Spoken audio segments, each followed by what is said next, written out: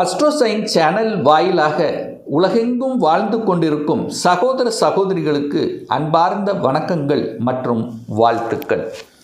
இன்றைய பதிவானது 2026 பங்குனி மாத ராசி பலன்கள்.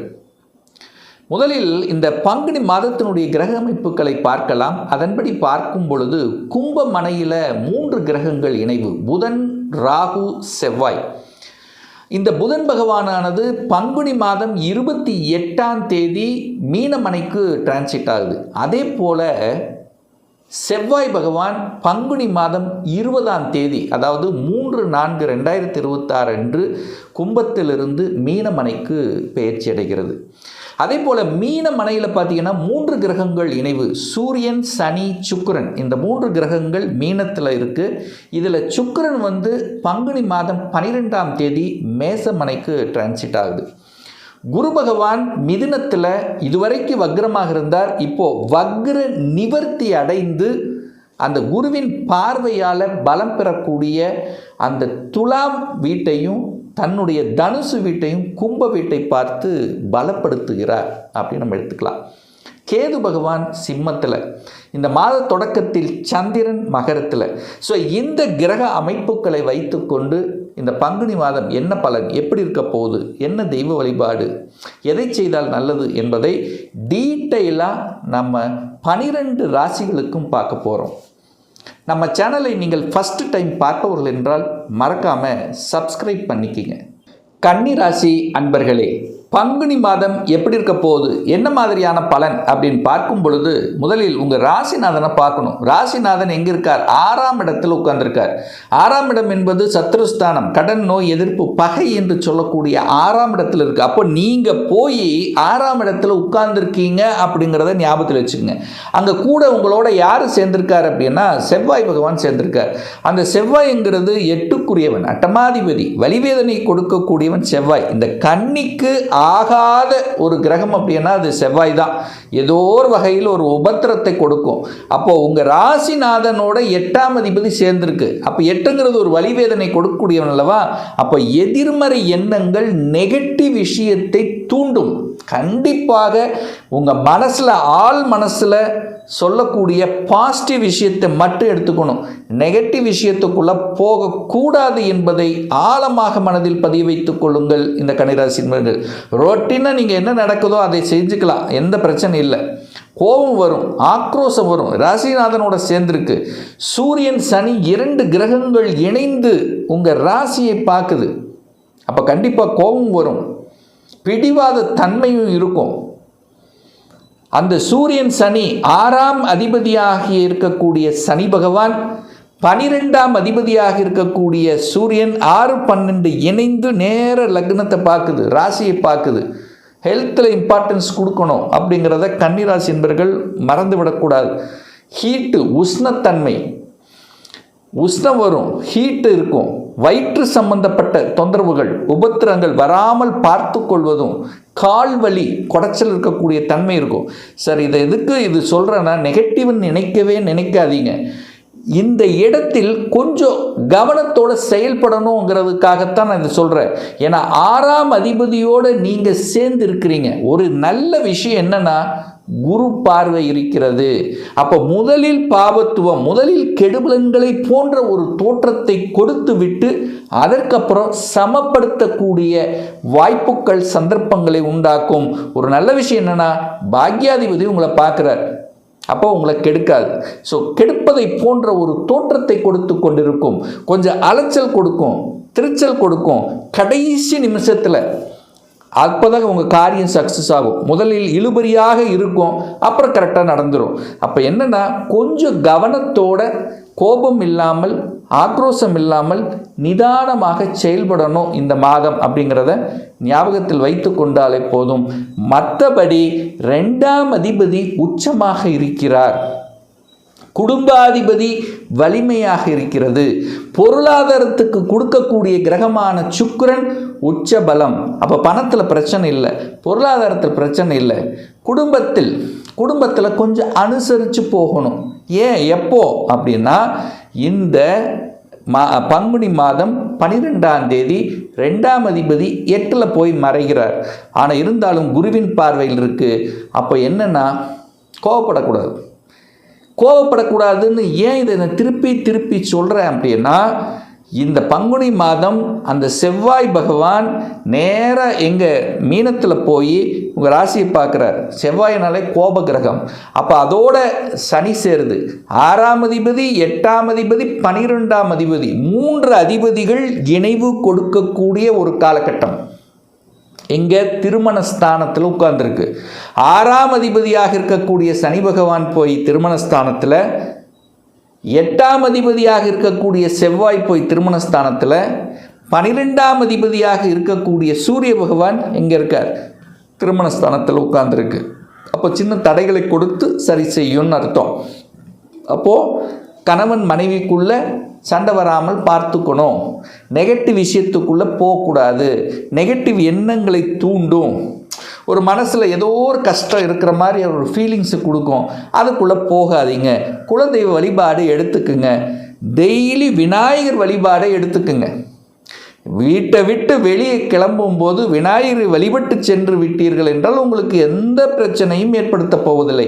மனம், எண்ணம், செயல், சிந்தனைகள் நேர் பாசிட்டிவ் உணர்வுகளை வைத்து கொள்ளுங்கள். ரைட். கோவப்படாதீங்க, சண்டைக்கு போகாதீங்க, வம்பு வழக்கு, கோர்ட்டு கேஸ், எந்த நெகட்டிவ் விஷயத்துக்குள்ளும் போகாதீங்க. ஏன்னா உங்களை தூண்டப்படுவீர்கள். தூண்டக்கூடிய வாய்ப்புகளை உருவாக்கும். அதற்குள்ளே நீங்கள் போகாதீங்க. அவ்வளோதான் சார். வீடு, வண்டி, வாகனங்கள் வாங்குவதற்கு உகந்ததா? 4ஆம் அதிபதியாக இருக்கக்கூடிய குரு பகவான் வக்ர நிவர்த்தி அடைந்து 4ஆம் இடத்தை பார்க்கிறார். தன் வீட்டை தானே பார்த்து வலுப்படுத்துகிறார். அப்போ சுகத்தை வலுப்படுத்தக்கூடிய தன்மைகள் உண்டு. அப்போ ஒரு வீடு வாங்கிறது, இடம் வாங்கிறது, நிலம் வாங்கிறது, இதெல்லாம் வாங்கிக்கலாம். வாங்குவதற்கு எந்த தடையும் இல்லை இந்த மாதம் கன்னிராசி அன்பர்களுக்கு.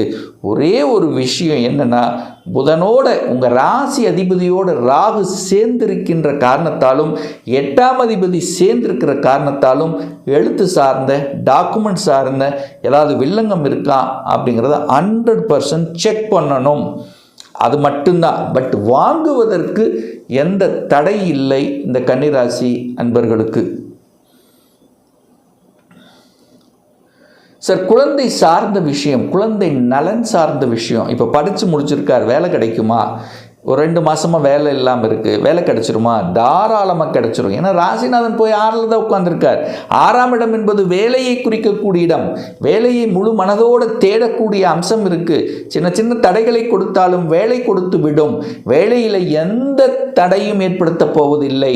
கண்டிப்பாக ஒரு 2-3 மாதங்களாக ஒரு நல்ல வேலை கிடைக்கலை என்று இருக்கக்கூடிய, ஆதங்கப்பட்டு கொண்டு அலைச்சல் திருச்சலோடு இருக்கக்கூடிய கன்னிக்கு இந்த பங்குனி மாலை வேலை கிடைச்சிரும். ஏன்னா 10ஆம் இடத்தில் இருக்கக்கூடிய குரு பகவான் 6ஆம் இடத்தை உங்கள் ராசிநாதனை பார்த்துகிறார். அதாவது 10ஆம் அதிபதியை பார்க்கிறது. அப்போ கண்டிப்பாக வேலை கிடைத்து விடும். திடீர் மாற்றங்கள், இடமாற்றங்கள், ப்ரொமோஷன் கிடைக்கக்கூடிய அம்சங்கள், இதெல்லாமே சிறப்பு பெறுகின்ற ஒரு நல்ல மாதமாக இருக்கும். தன்னம்பிக்கை கிடைக்கும். சூரியன் பார்க்குறாருல, தன்னம்பிக்கைக்கு காரக கிரகமே சூரியன் தான்.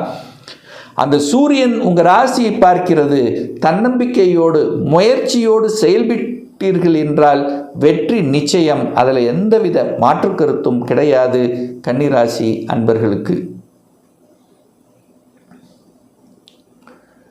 அதே சமயத்தில் பார்த்தீங்கன்னா, ஒரு வெளியூர் போகணும், வெளி மாநிலத்துக்கு போகணுங்கிறதுக்குள்ள தடை இல்லை, கண்டிப்பாக இல்லை.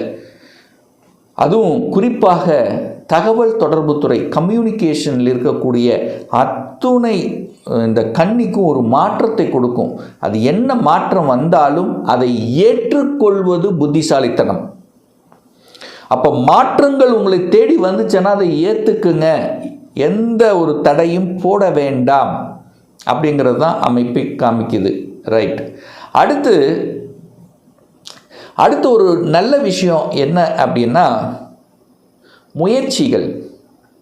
அதாவது கடந்த சில மாதங்களாகவே இது நடக்கலை, அது நடக்கலை, அப்படி இருக்குது, இப்படி இருக்குன்னு டென்ஷன் ஆகிட்டு இருக்கீங்களா? டென்ஷனே ஆக வேண்டாம். இந்த மாதம் ஃப்ரீயாக விட்டுருங்க. மனதை பாசிட்டிவாக வைத்து கொள்ளுங்கள். மனமே இறைவன். உங்களுக்கு பிடித்த தெய்வத்தை, உங்களுக்கு இதை யாரை பிடிக்குதோ அதை கெட்டியாக பிடித்து கொள்ளுங்கள். ஒரு தடவை உங்கள் குலதெய்வம் எதுவோ அந்த குலதெய்வத்தை சென்று வந்தீர்கள் என்றால் நிச்சயமாக உங்களுக்கு நல்லது நடக்கும். அடுத்து இந்த கன்னிராசி என்பவர்களுக்கு புதன் அதிபதி. அப்போ ஒரு தடவை மதுரை மீனாட்சி அம்மனை சென்று வழிபட்டீர்கள் என்றால் கண்டிப்பாக உங்கள் ஆசைகள் நிறைவேறும். உங்கள் ஆசைகள், எண்ணங்கள், செயல்கள், சிந்தனைகள் வலுப்பெறும். அப்படிங்கிறதுல மாற்று கருத்து என்பது இல்லை. தாய் சார்ந்த விஷயங்கள் நிறைய பேர் பார்த்திங்கன்னா தாய்க்கு பிரச்சனை, தாய் சார்ந்த இடத்துல பிரச்சனை, தாய் சொத்துக்கள் சார்ந்த இடத்துல பிரச்சனை, அந்த தாயோட சில மனக்கசப்புகள் இருந்தது. இதெல்லாமே நீங்கக்கூடிய ஒரு மாதம். ஏன்னா குரு வக்ர நிவர்த்தி அடைந்து விட்டார். நேர 4ஆம் இடத்தை பார்க்குது. தாயின் நாள், தாய் மூலமாக சில நல்லவைகள் நடக்கக்கூடிய ஒரு நல்ல மாதம்தான் இந்த மாதம். மனசு மட்டும் பாசிட்டிவ். கன்னிராசி அன்பர்களுக்கு வெளிநாடு, வெளி மாநிலம், அந்நிய தேசம் சிறப்பு தரக்கூடிய ஒரு நல்ல மாதமாக அமைய இருக்கிறது. இப்போ நான் சொன்னது கோச்சார ரீதியாக இந்த பங்குனி மாதத்துக்குரிய ஒரு பொதுவான பலன்கள். இந்த ராசி நட்சத்திரத்தில் பார்த்தீங்கன்னா பல கோடிக்கணக்கான பேர் இருப்பீங்க. எல்லாருக்கும் ஒரே பலன்னா கண்டிப்பாக இல்லை. ஏன்னா ஒவ்வொருத்தரும் டிஃப்ரெண்ட்டு. ஒவ்வொருத்தருடைய தசாநாதன், புத்திநாதன், அந்தரநாதன் கண்டிப்பாக வேறுபடும். இந்த பலனை குறைஞ்சது ஒரு 3 மாதம் பாருங்கள். கரெக்டாக சூட் ஆகலைன்னா கண்டிப்பாக உங்கள் தசாநாதனுடன் 6, 8, 12ஆம் அதிபதி சேர்ந்திருக்கும், அல்லது பாவகிரகங்களினுடைய தொடர்பில் கண்டிப்பாக இருக்கும். ஒரு துல்லிய பலன் வேணும். உங்கள் சுய ஜாதகத்தில் கிரகங்கள் எப்படி இருக்குது, இப்போ என்ன தசாநாதன், புத்திநாதன், அந்தரநாதன், சூட்சமநாதன் செயல்படுகிறது என்பதை பொறுத்து நீங்கள் கேட்கக்கூடிய எந்த கேள்வியாக இருந்தாலும் சரி, இந்த 2026 சொந்த தொழில் செய்வதற்கான கொடுப்பினை இருக்கா, அப்படி இருக்கக்கூடிய பட்சத்தில் எப்போ நம்ம சொந்த தொழில் ஆரம்பிக்கலாம், இப்போ +2 முடிச்சிருக்கேன், எந்த கோர்ஸ் எடுத்து படித்தா நம்முடைய ஃப்யூச்சர் நன்றாக இருக்கும், திருமணம் தடைப்பட்டு கொண்டே இருக்கிறது, எப்போ தான் சார் திருமணம் நடக்கும், எப்போ நமக்கு பதவி உயர்வு கிடைக்கும், எப்போ நான் வீடு கட்டுவேன், எனக்கு எப்போ குழந்தை பாக்கியம் கிடைக்கும், இது போன்ற கேள்விகளுக்கு துல்லியமான பதிலை நம்மால் கூற முடியும். ஒரு பர்சனல் கன்சல்டேஷன் எடுத்துக்கணும், சுயஜாதகம் பார்க்கணும் என்று விருப்பப்படக்கூடிய அன்பர்கள் டிஸ்பிளே தெரியக்கூடிய நம்பருக்கு வாட்ஸ்அப் மூலியமாகவோ ஃபோன் கால் மூலியமாகவோ தொடர்பு கொண்டு அப்பாயின்மெண்ட் பெற்றுக்கொண்டு நேரடியாகவோ அல்லது ஆன்லைன் மூலமாகவோ கன்சல்டேஷன் எடுத்துக்கலாம். நம்மளுடைய அலுவலகம் கோயம்புத்தூரில் அமைந்துள்ளது. அதாவது கோயம்புத்தூரில் இருந்து மேட்டுப்பாளையம் செல்லும் வழியில் வெள்ளக்கிணர் பிரிவு அன்னபூர்ணா ஹோட்டலுக்கு பக்கத்தில் அமைந்துள்ளது. பிரியர் அப்பாயின்மெண்ட் வாங்கிட்டு நேரடியாக கன்சல்டேஷன் எடுத்துக்கலாம். நிச்சயமாக இந்த பதிவு ஏதாவது ஒரு ரூபத்தில் உங்களுக்கு யூஸ்ஃபுல்லாக இருக்குங்கிறதுல எந்தவித மாற்று கருத்தும் கிடையாது. இந்த ராசி நட்சத்திர நேயர்கள் அனைவரும் வாழ்க வளர்க வளம் பெறுக என்று எனது வாழ்த்தினை தெரிவித்துக் கொண்டு விடைபெறுகிறேன். நன்றி, வணக்கம், வாழ்த்துக்கள்.